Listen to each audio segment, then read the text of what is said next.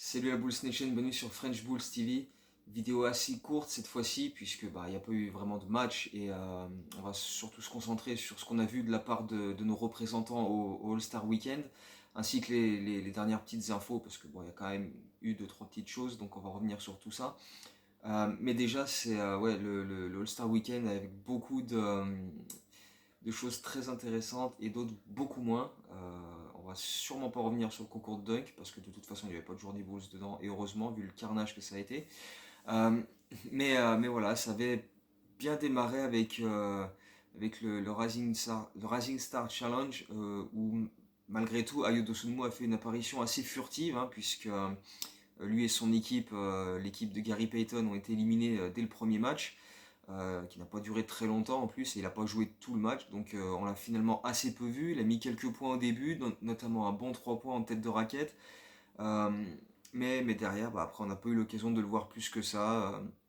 Il s'est montré un petit peu en défense, il s'est d'ailleurs fait un petit peu mal au pouce de la main droite sur une tentative de contre, mais rien de bien méchant, et voilà, ça ne devrait pas le gêner particulièrement pour la suite. Donc voilà, c'était plus un petit bobo qu'autre chose. Donc, mais bon, ça a quand même été souligné.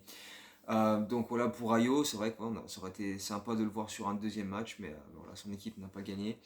Derrière, on a eu les concours le samedi soir. On va surtout revenir sur le concours à 3 points parce que on avait Zach LaVine qui était impliqué. Et malheureusement, pour la troisième saison consécutive, il n'a pas pu passer le premier tour.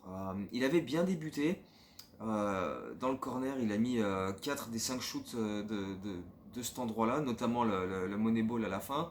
Le deuxième rack, pareil, il a mis son Moneyball et derrière, plus rien. Il a été totalement déréglé, pas en rythme. C'est vrai que c'est pas son style non plus, voilà, en spot-up comme ça. Euh, et même à la toute fin, il avait mis son rack de Moneyball dans le corner de l'autre côté, il les a tous ratés. Enfin, du moins, il a mis le dernier, mais comme il l'a pris après le buzzer, il n'a pas compté. Et du coup, il finit avec un pauvre 14 points qui était clairement pas suffisant pour se qualifier au second tour. Donc, mais il était quand même content parce que c'est son pote Karl Anthony Towns qui a remporté le concours. Donc, c'est vrai que les deux sont très très proches depuis leurs années à Minnesota. Donc, voilà, ils se connaissent très bien, son super pote. Donc, il était quand même assez content au final. Mais puis surtout, il a aussi profité du All-Star Game le lendemain pour montrer que son genou allait très bien, notamment qu'il a claqué un petit 360 degrés en transition. D'ailleurs, il l'a dit après le match, il a dit ouais, je pense que sur ce dunk, on a vu que mon genou ça allait bien quand même, donc il n'y a pas de souci. Donc voilà, lui et Demar DeRozan étaient évidemment nos représentants au All-Star Game. Demar DeRozan était titulaire, a été très très bon. Euh, Zach Levine aussi, en peu de temps de jeu, il a produit, il s'est montré, on a vu des choses vraiment intéressantes. Euh, et dans l'ensemble, pas tout le long, mais dans l'ensemble, c'était un All-Star Game relativement sympa. C'était pas le meilleur, mais voilà, il y avait quand même des trucs très intéressants. Et puis Steph Curry a fait un show exceptionnel. Quand il a pris feu dans le troisième quart-temps, en prenant des shoots d'absolument partout, dans tous les sens, et ça rentrait et tout, c'était exceptionnel, c'était exceptionnel. Euh, et puis voilà, on a eu une fin de match serrée avec ce règlement où tu dois marquer 24 points au quatrième quart-temps. On a vu d'ailleurs nos deux joueurs s'échanger plusieurs actions clutch. On a vu DeRozan obtenir deux lancers. Après, il a rentré un bon mid-range dont il a le secret. Zach Levine a inscrit 5 points de suite et à ce moment-là, c'était très serré. Et derrière, DeRozan fait la passe à LeBron James qui rentre le panier de la victoire pour son équipe. Euh, voilà, nos deux joueurs étaient impliqués dans la fin de match, comme ils le sont tout le temps dans leur club. Donc, c'était un petit clin d'œil assez sympa, sachant que Zach Lavine n'a joué que même pas 11 minutes. Donc, le voir sur la fin de match, c'était plutôt cool. Il a mis 12 points, 5 sur 7 au shoot, 3 rebonds, 3 passes. Voilà, il a montré de bonnes choses. Comme on l'a dit, un bon dunk, un 3 points, etc.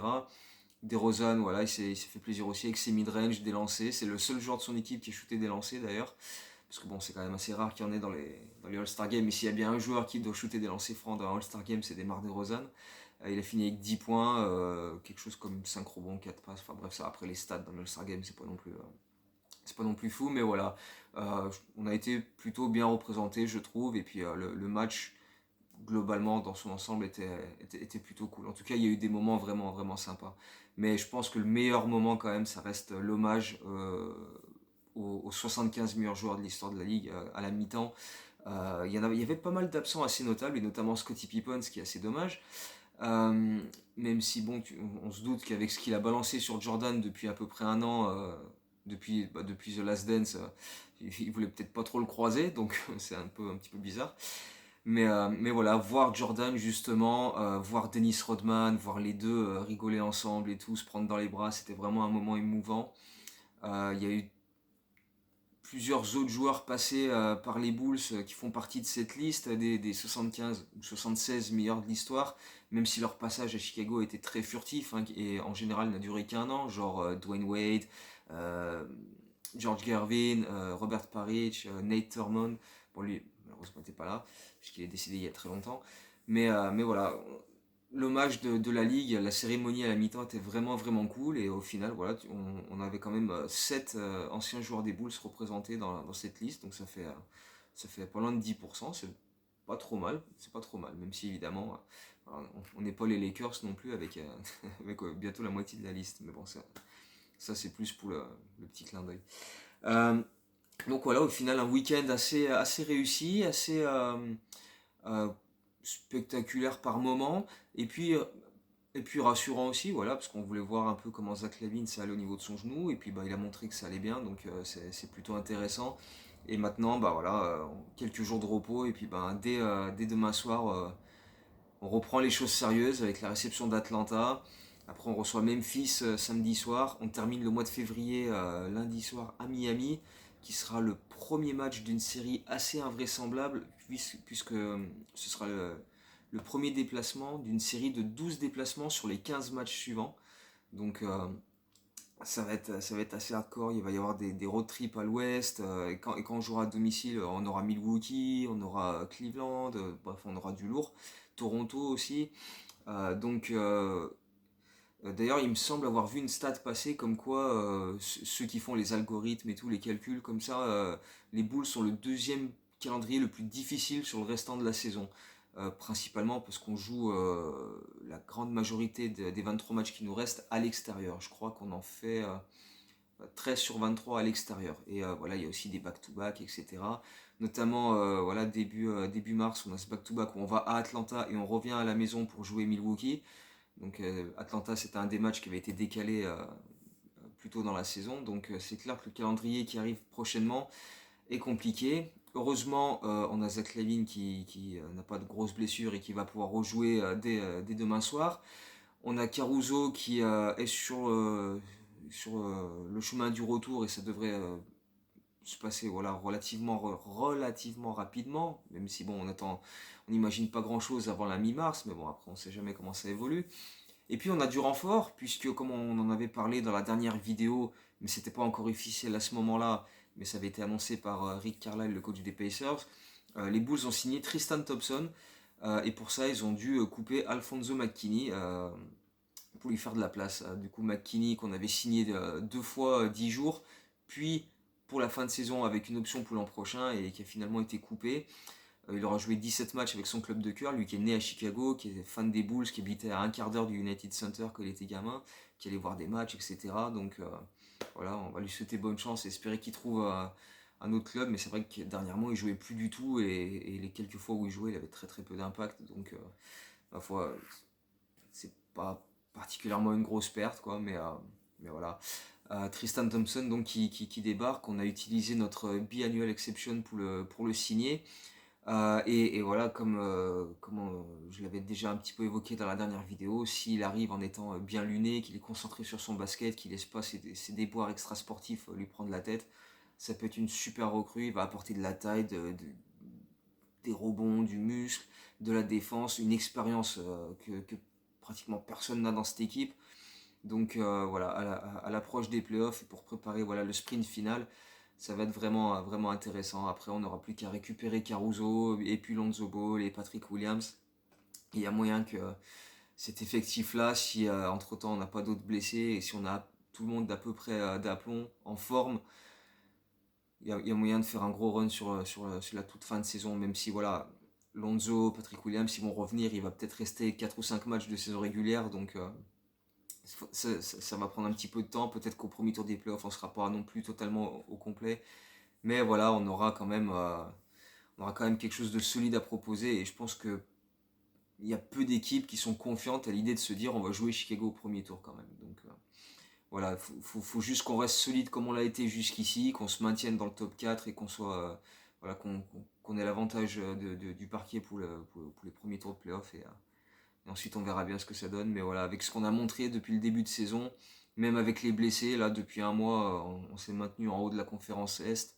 Donc voilà, il n'y a pas de raison. Même si c'est clair que le calendrier à venir, comme je disais, Atlanta demain, Memphis samedi et à Miami pour terminer février lundi soir, c'est clair que c'est pas des cadeaux. Mais bon, ça c'est. Il faut tous les affronter à un moment ou à un autre. Donc voilà, c'est comme ça, c'est des challenges à relever. Et, on en a beaucoup relevé cette saison, donc il n'y a, y a pas de raison que ça ne se poursuive pas dans ce sens-là. On va. Après, il se peut aussi, voilà, je voulais aussi toucher un mot sur ça, il se peut aussi qu'il y ait une autre arrivée, un autre move fait au niveau de la free agency. Après tout, on ne sait jamais. Les équipes ont jusqu'au 1er mars pour couper des joueurs qui peuvent ensuite signer chez des contenders. Donc voilà, dans les prochains jours, ça peut peut-être, voilà, s'il y a une piste intéressante, à voir. Si les Bulls veulent couper Matt Thomas pour signer quelqu'un ou quoi, c'est pas dans le domaine de l'irréalisable, donc on sait jamais, on va garder un œil sur tout ça, un œil attentif, et puis si jamais il y a une opportunité intéressante qui se présente, sachant qu'on a un petit peu de marge sous le cap, pour signer quelqu'un pour la fin de saison, voilà, faut voir ce que ça donne. Mais c'est pas une garantie non plus, on peut très bien rester tel qu'on est et juste attendre le retour de nos blessés et foncer pour la fin de saison régulière, on verra bien. Mais voilà, une saison régulière, une fin de saison régulière qui s'annonce vraiment passionnante et donc voilà, on a hâte que ça reprenne demain soir parce que la coupure, le All-Star c'est bien tout ça, mais voilà, on a envie de voir du basket. Surtout avec ce qu'on a vu depuis le début de saison, on en redemande encore et encore et encore. Bon bah voilà, je pense qu'on a fait le tour, hein, donc on va se quitter avec le quiz comme on fait d'habitude. La dernière fois, qu'est-ce que j'avais demandé comme question la dernière fois? Euh, ah oui, c'était pour l'anniversaire de Jordan qui avait 59 ans, donc quel était enfin, combien de matchs il avait fait avec pile 59 points, et c'était une fois, c'était face aux Pistons à la fin de la saison 88, enfin un des derniers matchs de cette saison-là, 87-88. Il avait inscrit 59 points sur le parquet des Pistons, et donc c'était son seul match avec ce total-là pile. Et cette fois-ci, la question, une dernière question concernant le All-Star Game. Euh, Michael Jordan a disputé 13 All-Star Games avec les Bulls. Scottie Pippen en a disputé 7.